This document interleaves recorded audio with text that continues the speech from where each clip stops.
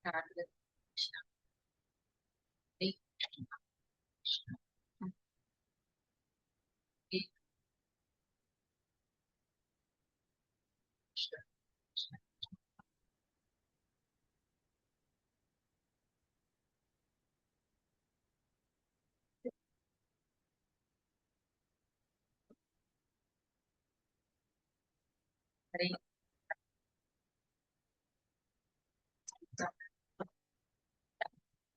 Shri Radha. Shri Radha. Shri. We are reading it as it is by His Divine Grace, A.C. Bhagavad Swami Prabhupada, founder Acharya of International Society for Krishna Consciousness. We are in chapter 13.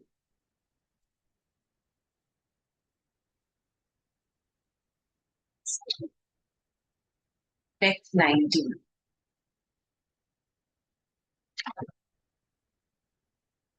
As the field of activities, the body. As the field of activities is the body. Knowledge and the knowable have been summarily described by me. Only my devotees can understand this thoroughly and thus attain my nature. So let's read the poem. The Lord has described in summary the body, knowledge, and the knowable. This knowledge is of three things: the knower, the knowable, and the process of knowing. Combined, they are called Vignan, or the science of knowledge. Perfect knowledge can be understood by the unalloyed devotees of God directly. Others are unable to understand. The monists see that at the ultimate stage these three items become one. But the devotees do not accept this. Knowledge and the development of knowledge mean understanding oneself in Krishna consciousness. We are being led by material consciousness. But as soon as we transfer all consciousness to Krishna's activities and realize that Krishna is everything, then we attain real knowledge. In other words, knowledge is nothing but the preliminary stage of understanding devotional service perfectly. The 15th chapter, this will be very clearly explained. Now to summarize, one may understand that verses 6 and 7, beginning from the Mahabhutani and continuing through Chetana Vritti, analyze the material elements and certain manifestations of the symptoms of life. These combine to form the body or the field of activity. Yes? The verses 8 through 12 from Amanitvam through Tattva Jnanartha Darshana describes the process of knowledge for understanding both types of knower of the field of activities, namely the soul and the super soul. Then verses 13 to 18, beginning from the Anadi Matparam and continuing through Hriday Sarvasya Vishtitam, describe the soul and the Supreme Lord or the Super Soul. Thus, three items have been described: the field of activity, the process of understanding that field of activity, and both the soul and super soul. We are understanding these things so that we understand Krishna. Okay, what he made, we are trying to understand. It is especially described here that only the unalloyed devotees of the Lord can understand these three items clearly.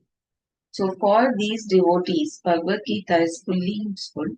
It is they who can attain the supreme goal, the nature of the Supreme Lord Krishna. In other words, only devotees and not others can understand Bhagavad Gita and derive the desired result. Text 20. Material nature and the living entities should be understood to be beginningless. Their transformations and the modes of matter are products of material nature. Let's read the point. By the knowledge given in this chapter, one can understand the body, that is, the field of activities, and the knowers of the body, both the individual soul and the super soul. The body is the field of activity and is composed of material nature. The individual soul that is embodied and enjoying the activities of the body is the Purusha, or the living entity. He is one knower and the other is the super soul. Because it is to be understood that both the super soul and the individual entity are different manifestations of the Supreme Personality of God. The living entity is the category of his energy. The super soul is the category of its personal expansion. This is a little tricky. So, energy and personality. Sun and sun's energy. Let's understand it then. So, sun's expansion is like super soul to soul, right? But body is like sun's energy, right? That's how we distinguish. Both material nature and the living entity are eternal. That is to say that they existed before the creation. The material manifestation is from the energy of the Supreme Lord, and so also are the living entities. The living entities are of the superior energy. So, now in energy also there are two: inferior energy and superior energy. Inferior energy is the energy which is a non-living thing on this earth, right? But living thing is a superior energy. Why? Because it contains a small amount of super soul in it, right? Both the living entities and material nature existed because before this cosmos was manifested, material nature was absorbed in the Supreme Personality of Godhead Mahavishnu, and when it was required, it was manifested by the agency of the Mahatattva, the Python. Similarly, the living entities are also in him, and because they are conditioned, they are averse to serving the Supreme Lord. Thus, they are not allowed to enter into the spiritual sky. Yes. So, since they are conditioned, they are not allowed to enter spiritual sky because you have to become Krishna consciousness. It has to turn into Krishna consciousness so that it can enter spiritual sky. Thus, they are not allowed to enter the spiritual sky. But with the coming forth of material nature, these living entities are again given a chance to act in the material world and prepare themselves to enter into the spiritual world. That is the mystery of this material creation. Actually, the living entity is originally the spiritual part and parcel of the Supreme Lord. But due to his rebellious nature, he is conditioned within material nature. It really does not matter how these living entities or superior entities of the Supreme Lord have come in contact with material nature. The Supreme Personality of God. So they are not describing how this super soul is coming inside the field of activity, how it enters. That they are not explaining. They are saying that is of not relevance. It really does not matter how these living entities or superior entities of the Supreme Lord have come in contact with material nature, right? The Supreme Personality of Godhead knows, however, how and why this actually took place. In the scriptures, the Lord says that those attracted by this material nature are undergoing a hard struggle for existence. We should know it with certainty from the description of these few verses that all transformations and influences of material nature by the three modes are also productions of material nature. All transformations and variety in respect to living entities are due to the body. As far as spirit is concerned, living entities are all the same. So only the distinction is because of the transformations happening in the bodies. You remember in sometimes dinosaurs used to exist, now they don't exist. So there's a continuous transformation of bodies, right? And this is due to the karma, due to the deeds that we do. Every act has an energy to it. That energy gets further manifested again and again. And the energy keeps changing. Yes, it doesn't remain the same. So that's what they're trying to explain, that with lot of struggle and in three modes of nature, when we keep dividing our activities into, this leads to a lot of transformation and influence. So super soul is an expansion of personality of Godhead. Soul is the energy of the God. And material nature is the inferior energy of it. Let's move to text 21.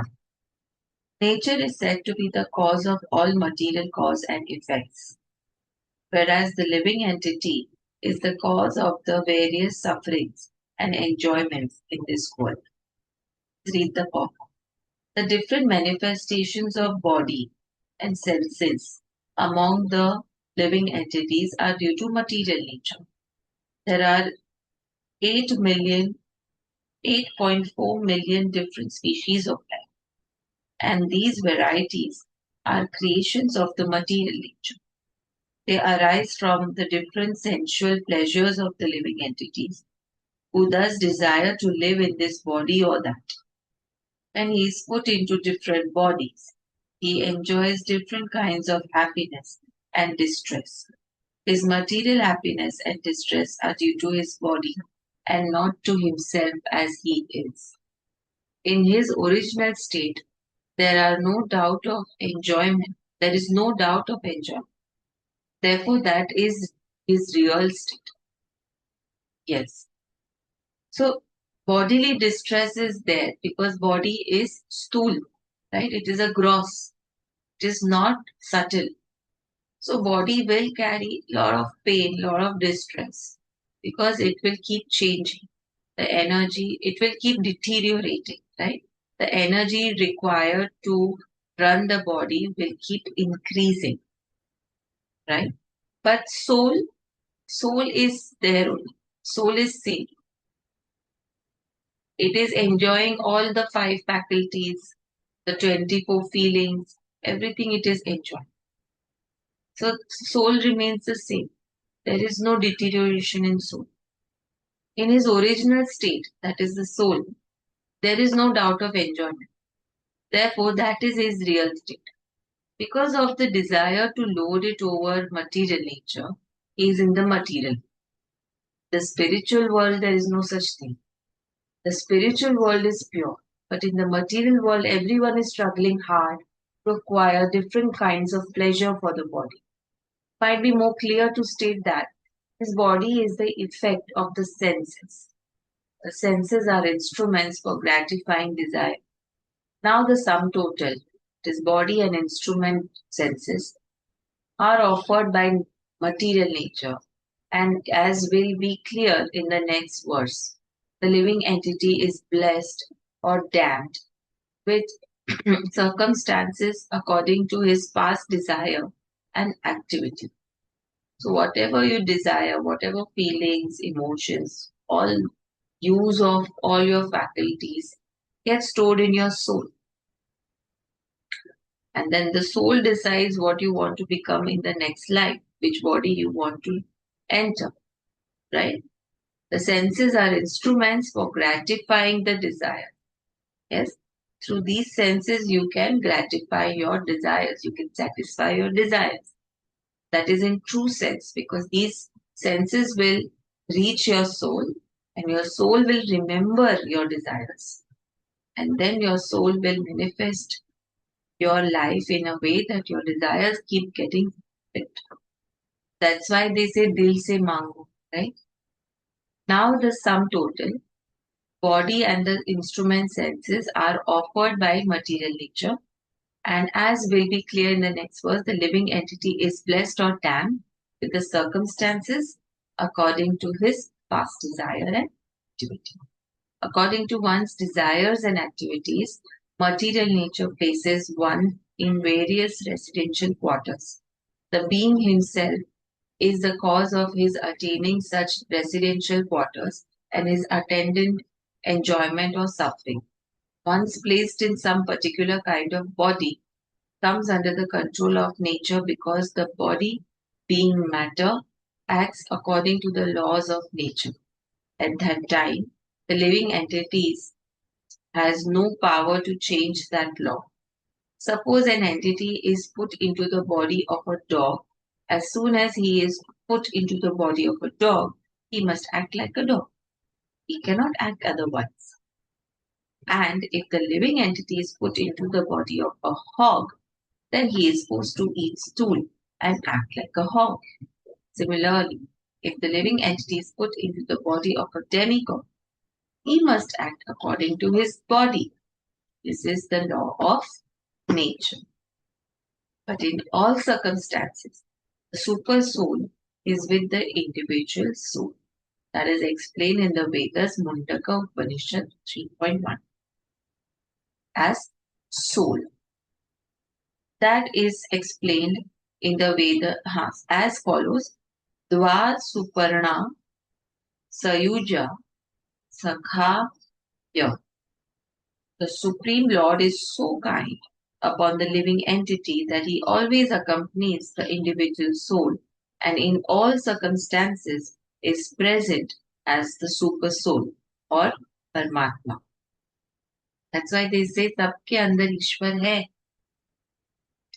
but उनको जगाना मतलब you have to act also. You have to use the entire field of activity under his order. Can you do that? That is the ultimate Krishna consciousness state of mind. You are able to do that. You have that courage. You're ready. Text 22.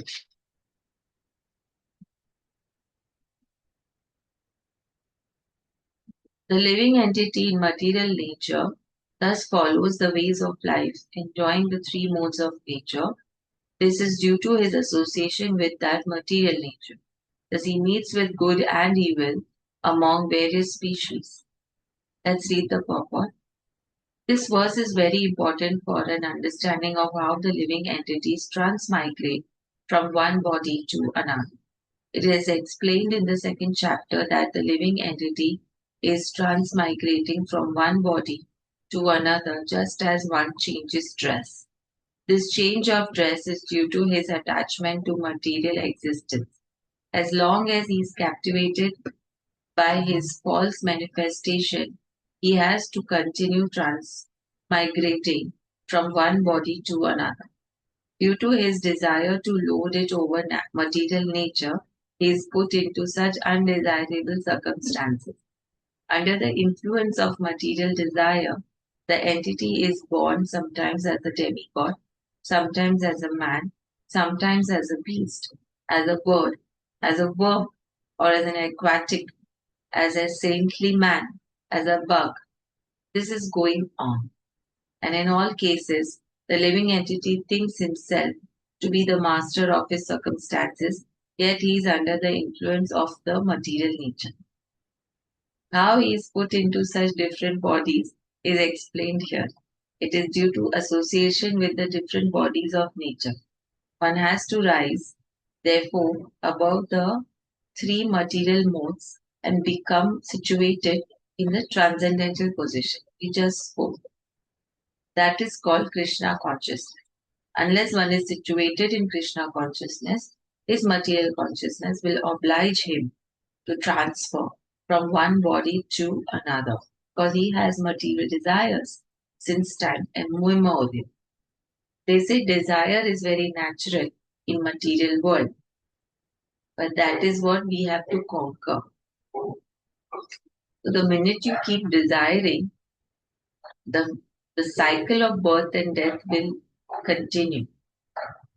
The minute you are satisfied, you are content with whatever you have and whatever you are, or however you look or however you be, your cycle of birth and death reduces, right? Keeps reducing till the point that you reach Krishna consciousness. But he has to change that conception. That change can be effected only by hearing from authoritative sources. Best example here is Arjun is hearing the signs of God from Krishna, living entity. If he submits to this hearing process, will lose his long cherished desire to dominate material nature, right? And gradually and proportionately, as he reduces his long desire to dominate, comes to enjoy spiritual happiness. In a Vedic mantra, it is said that as he becomes learned in association with the Supreme Personality of Godhead, he proportionately relishes his eternal blissful life. Let's move to text 23 and then we will close. Yet in this body there is another, a transcendental enjoyer, who is the Lord, the Supreme Proprietor, who exists as the overseer and permitter and who is known as the Super Soul. Now we will understand what Super Soul is doing inside us, right? Let's read the purport.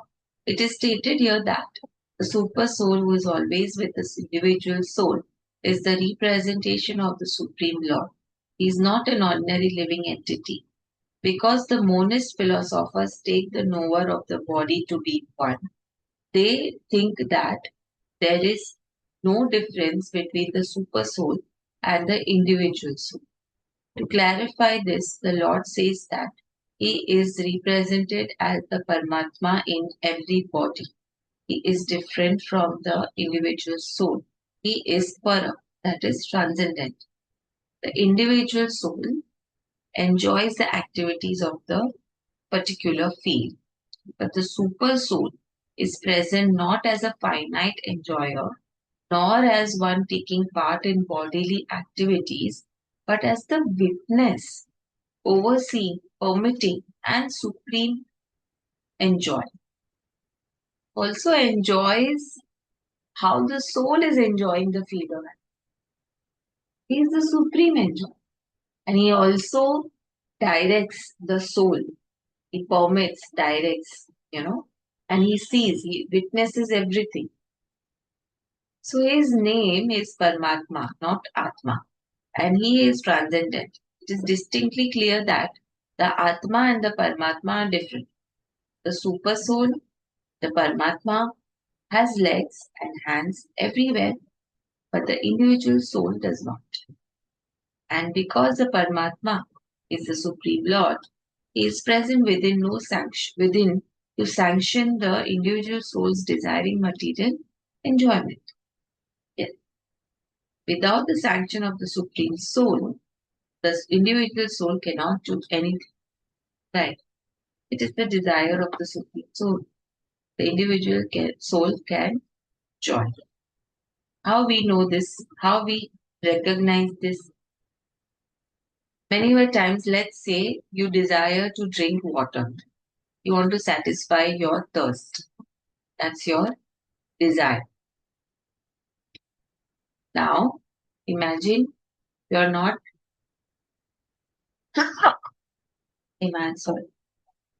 Imagine there is no water supply. There is water scarcity. And there is very little water to drink. Not even only one sip. But what you do, I want more, I want more, I want more. The super soul is saying, take that once. But what we do, इससे क्या होगा मेरा? I want more. I want. One sip is also taken away by some. You see how super soul is working with us? The individual is bhukta or the sustained, and the Lord is bhokta or the maintainer. There are innumerable living entities, and He is staying in them as a friend. The fact is that every individual living entity is eternally part and parcel of the Supreme Lord, and both of them are very intimately related as friends. But the living entity has the tendency to reject the sanction of the Supreme Lord and act independently in an attempt to dominate nature. And because he has this tendency, he is called the material energy of the Lord. The living entity can be situated either in the material energy or in the spiritual energy. As long as he is conditioned by the material energy, the Supreme Lord, as his friend, the super soul, stays with him just to get him to return to the spiritual energy. The Lord is always eager to take him back to the spiritual energy. But due to his minute independence, the individual entity is continually rejecting the association of spiritual light. This misuse of independence is the cause of his material strife in the conditioned nature, right? That is the material. The Lord, therefore, is always giving instructions from within and from without. From without, he gives instructions as stated in Bhagavad Geeta, and from within, he tries to convince the living entity that his activities in the material field are not conducive to real happiness. So just give it up and turn your faith towards me. Then you will be happy, he says. Thus, the intelligent person who places his faith in the Paramatma or the Supreme Personality of Godhead begins to advance towards a blissful eternal life of knowledge. Let's end here with Hare Krishna Mahamantra. Hare Krishna, Krishna Krishna, Hare Hare. Hare Ram, Ram Ram, Hare Hare. Hare Krishna, Krishna Krishna, Hare Hare. Hare Ram, Ram Ram, Hare Hare. Hare Krishna, Krishna Krishna, Hare Hare Ram, Ram Ram, Hare. Let's do some Radha jap. Radha, Shri Radha, Radha, Shri Radha, Radha, Shri Radha.